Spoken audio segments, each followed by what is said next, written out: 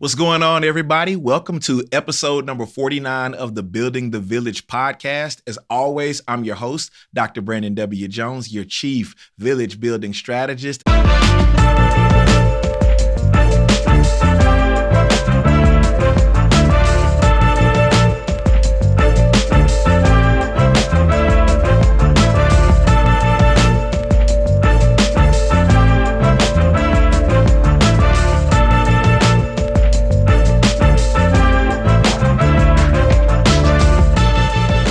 Episode 49, and you know what that means?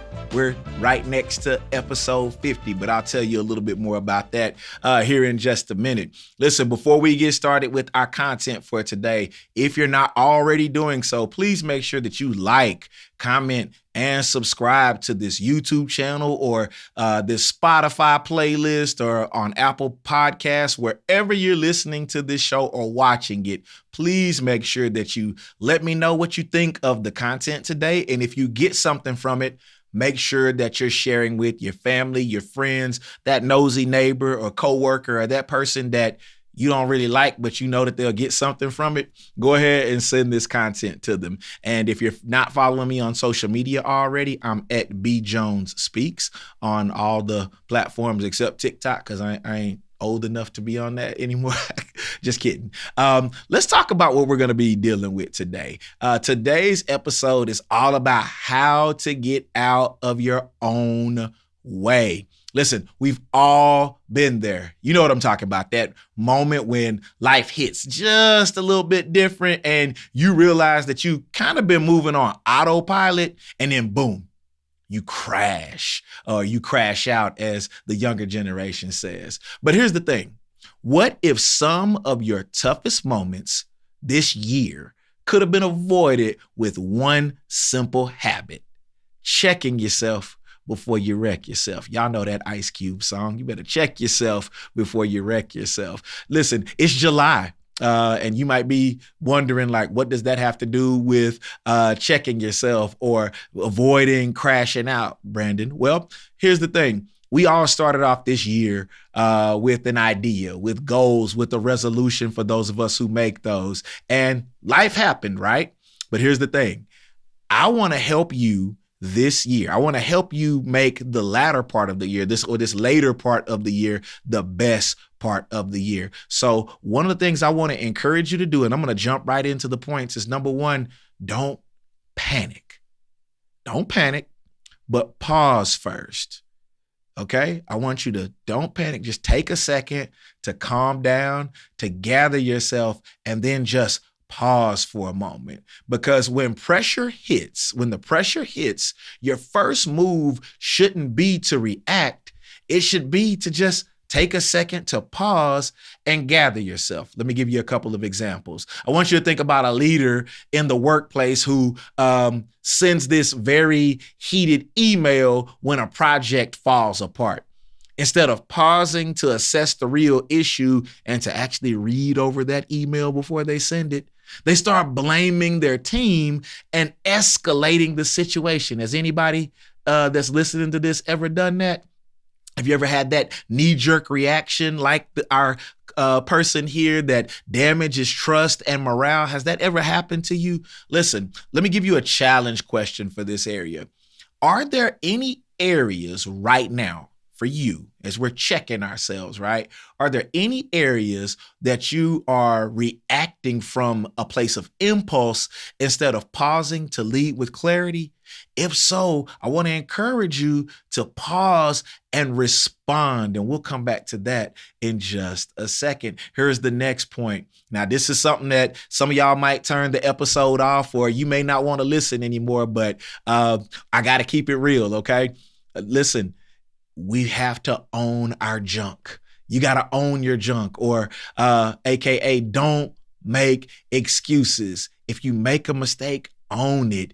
If you did something that you shouldn't have done and you get caught, own it. Because here's the thing, real leaders don't shift blame.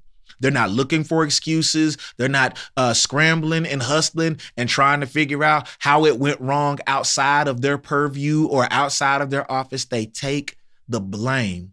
And so what I want you to think about is a couple of things. Let me give you some other examples here to help solidify this. So if you're a football player, let's say one of your teammates misses an assignment during the game. They mess up the blocking scheme. They drop the ball. They run the wrong route, and it costs your team points, or inevitably it might cost your team the game. And let's say instead of owning up to it, they start blaming other people. Or another example is, I see this all the time as a professor and working in housing, a college student missing their deadline and blaming the professor for not reminding them or sending out an alert on Canvas so that they can remember to turn in the assignment, rather than just admitting that they forgot. Or better yet, what about a manager or supervisor that misses a goal and blames the market or blames sales or all these other things instead of evaluating their very own strategy? Real leaders take accountability and own their mistakes. So the challenge question for you all in this particular area is, what's that area where you've been shifting the blame when you really need to be the one owning it? Okay, is there an area where you need to be doing that? This is a great time to be doing it, because rather than waiting until next year and rather than waiting until January to kick off another round of resolutions, you can do this right now. You can assess your situation. You can pause and reflect, and then you can take accountability for where you are. Then here's my next point, and it's what I just said a second ago. You got to check yourself.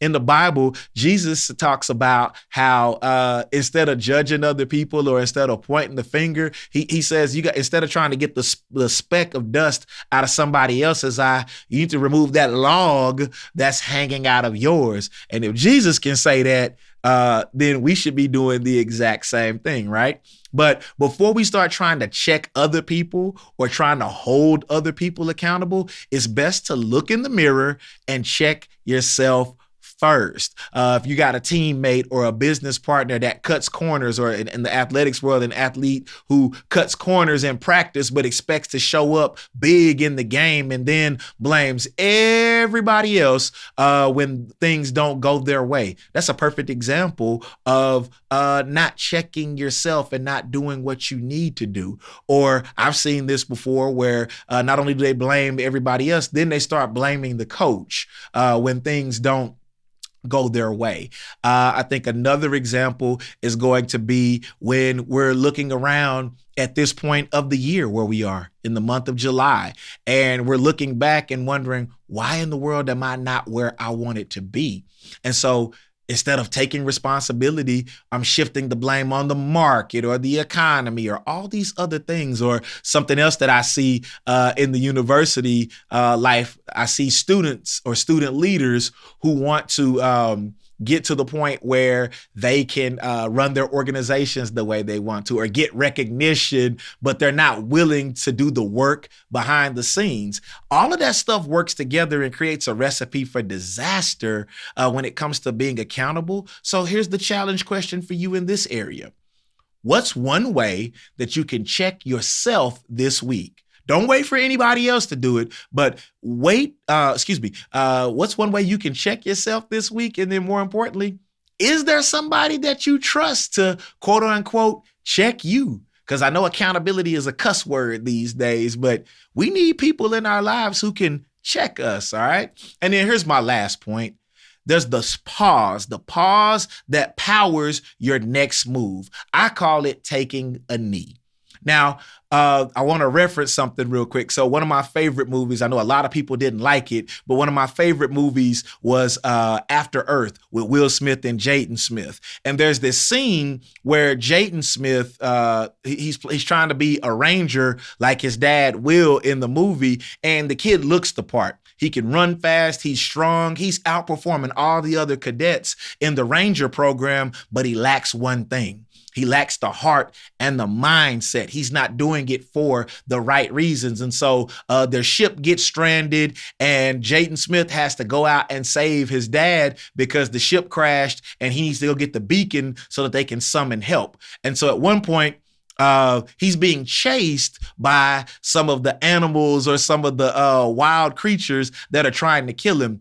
And he just keeps running, and he's afraid. And Will Smith has to come into his earpiece and tell him, take a knee, son. There's nothing to be afraid of. You're running from nothing. And that scene sticks out to me because how often do we get going and we get busy and we go full speed and run headfirst in the direction of our dreams only to realize we've been running over people, or we've been embarrassing ourselves, or we've been making the wrong moves. And so what I'm encouraging you all to do is take a knee.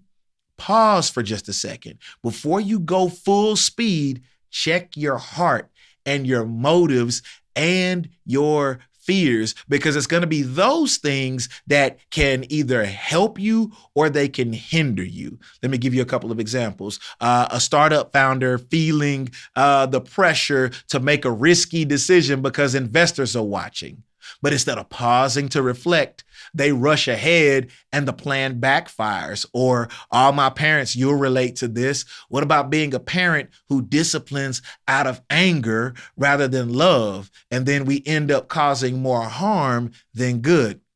Again, all of these things can be a recipe for disaster if we're not careful. So ask yourself this challenge question. What is your take a knee moment this week? What is that area you need to stop and pause and breathe in before you move? I want you to think about that, okay? Now, as we close, I want you all to remember that these are the things that it takes to get out of our own way. This is how we go from just looking the part on the outside to actually being who we are from the inside out. And more importantly, as the younger generation is saying, this is how we keep from crashing out. Listen, I'm so excited about what's coming. Thank you all so much for listening to this episode.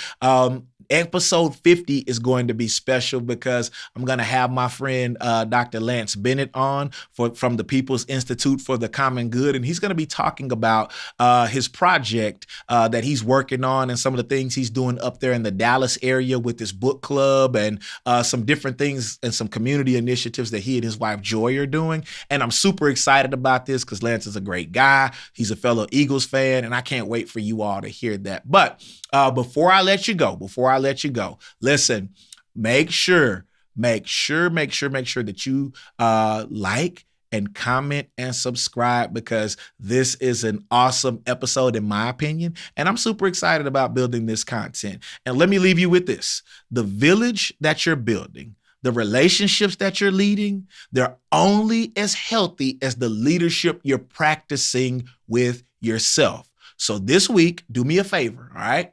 Take a deep breath, take a knee, pause, and check yourself before you wreck yourself and before you get in your own way again. And if this episode hit home for you, make sure you share it with other people so that they can grow and be better villagers, one villager at a time. So y'all take care of yourselves and each other, and I'll see you next time. Peace.